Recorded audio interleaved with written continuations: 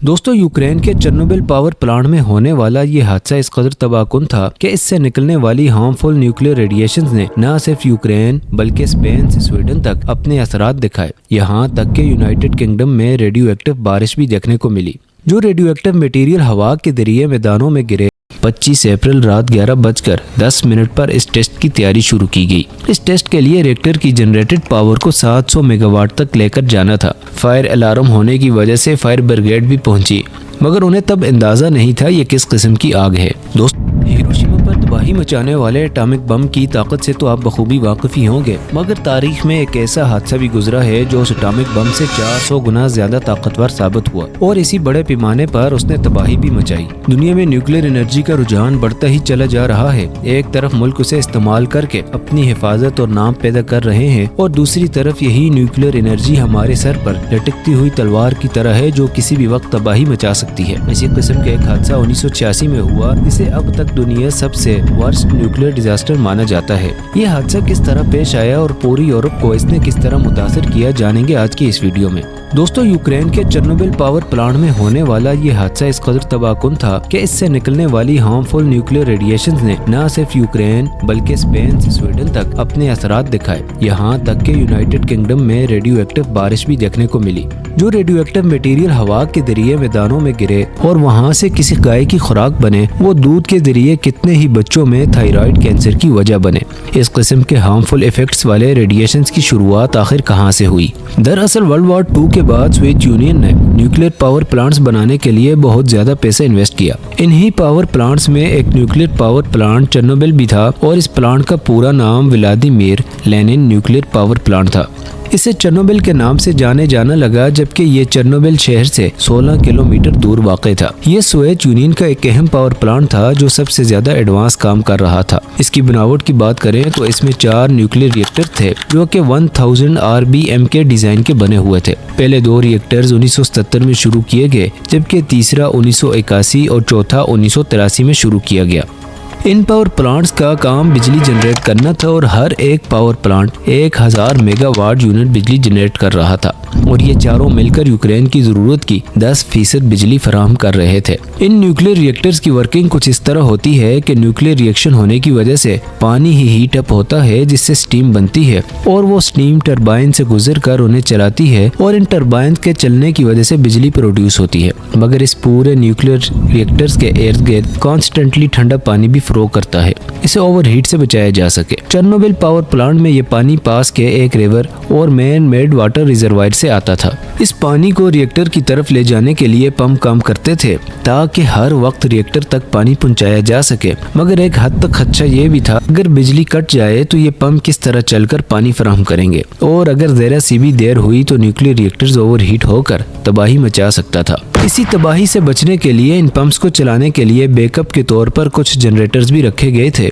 मगर जनरेटर्स को चलाने पर 1 से 2 मिनट का वक्त लगता था। तो सवाल ये था कि इन 2 मिनटों में पंप्स कैसे चलेंगे। इस पावर प्लांट को बनाने वालों ने ये बताया कि 1 से 2 मिनट के लिए बिजली खुद पावर रिएक्टर से भी आ सकती है। बस इसी बात को प्रैक्टिकली चेक करने के लिए होने वाले टेस्ट ने दुनिया का सबसे बड़ा हादसा बर्पा कर दिया। दोस्तों, 26 अप्रैल 1986 को ये टेस्ट किया जाना था कि वाकई रिएक्टर से पैदा होने वाली बिजली पानी के पंप्स को चला सकती है या नहीं। 25 अप्रैल रात 11:10 पर इस टेस्ट की तैयारी शुरू की गई। इस टेस्ट के लिए रिएक्टर की जनरेटेड पावर को 700 मेगावाट तक लेकर जाना था, मगर वो अनएक्सपेक्टेडली बहुत कम होकर 30 मेगावाट तक चली गई। इस पावर को तेज करने के लिए रिएक्शन को बढ़ाकर 200 मेगावाट तक लाया गया, मगर फिर भी काम न चल सका। सुपरवाइजर ने जब रिएक्शन को मजीद तेज करने की हिदायत दी तो रिएक्शन एकदम से बहुत तेज होकर तेजी से बढ़ने लगा। रिएक्शन बढ़ने की वजह से पानी स्टीम बनता गया और मजीद टेम्परेचर ज्यादा होने की वजह से ये रिएक्शन मजीद तेज होता चला गया। 1:13 पर इमरजेंसी बटन दबा दिया क्योंकि रिएक्टर इस कदर तेज हो गया था कि इसकी शॉक वेव्स पूरे प्लांट में महसूस होने लगी थी। 6 से 8 सेकंड के बाद पहला धमाका हुआ जिसने रिएक्टर की बेस को भी पिघला कर रख दिया।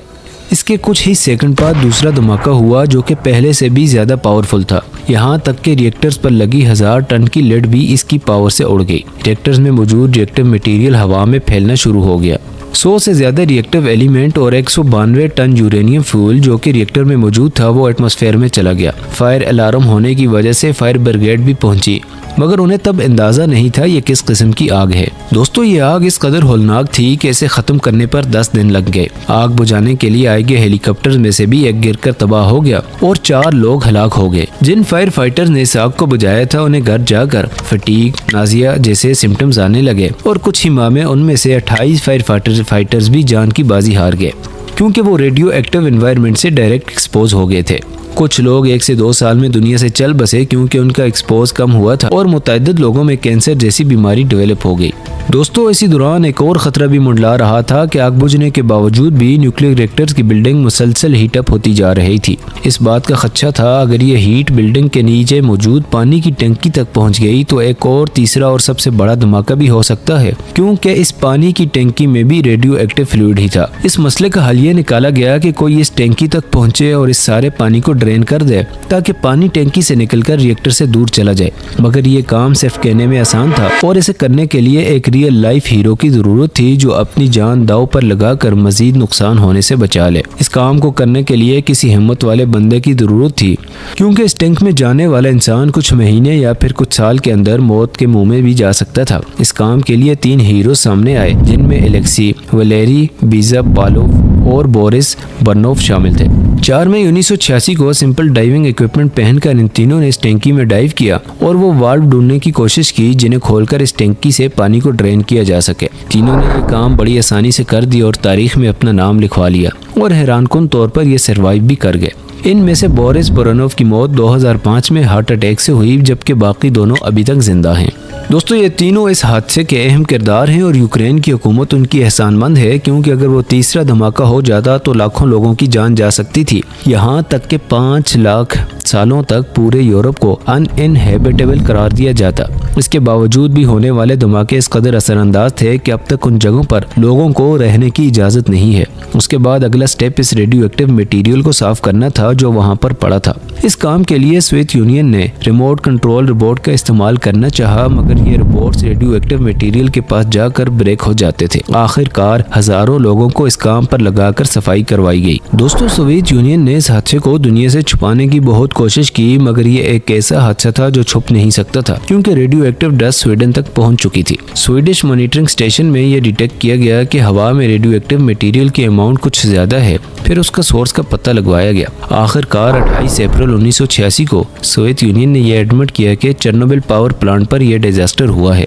30 मई 1986 को इस पावर प्लांट के इर्द गिर्द 30 किलोमीटर तक एक हद मुकर्रर कर दी गई और इसे रिस्ट्रिक्टेड करार दे दिया गया। इस हादसे के बाद मौजूद वहाँ रेडियो एक्टिव मटेरियल को कवर करने के लिए इस पर कंक्रीट और मेटल का एक स्ट्रक्चर बना दिया गया, जिसे सैक्रोफेगस कहा जाता है। नवंबर 1986 में ये स्ट्रक्चर मुकम्मल हुआ, मगर हादसे के 28 साल बाद इस स्ट्रक्चर में क्रैक्स बनने शुरू हो गए और 2010 में एक नई कन्फाइनमेंट को कंस्ट्रक्ट करने का काम शुरू किया गया, जिस पर $3 अरब का खर्चा आया और 10 साल बाद ये 2019 में मुकम्मल हुआ और कहा गया ये तकरीबन 100 साल तक ड्यूरेबल है। दोस्तों 2018 में United nation scientific community report में ये बताया गया कि 18 साल से कम उम्र 20,000 बच्चों में थायराइड कैंसर के केसेस मिले हैं, जो कि हादसे के अरसे में वहाँ मौजूद थे। इस एरिया के इर्द गिर्द वाले जंगलात भी रेडियो एक्टिव की वजह से रंग बदल गए, जिसकी वजह से उन्हें रेड फॉरेस्ट कहा जाता है। सोवियत यूनियन को इस हादसे पर तकरीबन $235 बिलियन कॉस्ट पड़ी। न्यूक्लियर साइंटिस्ट ने इस हादसे के बाद काम करना शुरू किया कि किस तरह इस किस्म के डिजास्टर्स को रोका जा सके। 1981 में एसोसिएशन ऑफ न्यूक्लियर ऑपरेशन नामी इंटरनेशनल ऑर्गेनाइजेशन बनाई गई, जिसका काम दुनिया में मौजूद न्यूक्लियर पावर प्लांट्स की सेफ्टी चेक करना था। चेर्नोबिल में मौजूद बाकी 3 रिएक्टर सन 2000 तक काम करते रहे, मगर उसके बाद उनको भी डिसमेंटल करने का ऑर्डर दिया गया, जिसका काम अब तक जारी है और 2028 तक मुकम्मल होगा। इसी उम्मीद के साथ आपकी इन्फॉर्मेशन में इजाफा हुआ होगा। इस वीडियो को लाइक और शेयर जरूर करें।